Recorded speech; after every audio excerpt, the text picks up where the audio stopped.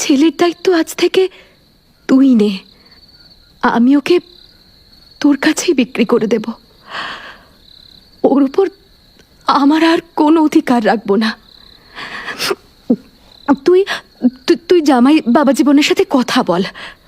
তুই আমাকে 3 মুঠো খুঁত দে। ওই খুঁত দিয়েই তোর ভাইকে তুই কিনে নে মা। মা,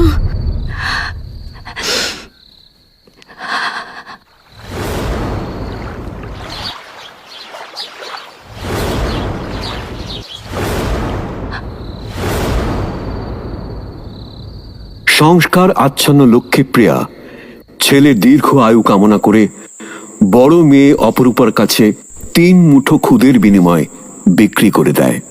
তাই খুদ থেকে নবজাতকের নাম হয় ক্ষুদিরাম। ক্ষুদিরামের বয়স যখন মাত্র 5 বছর, তখন তার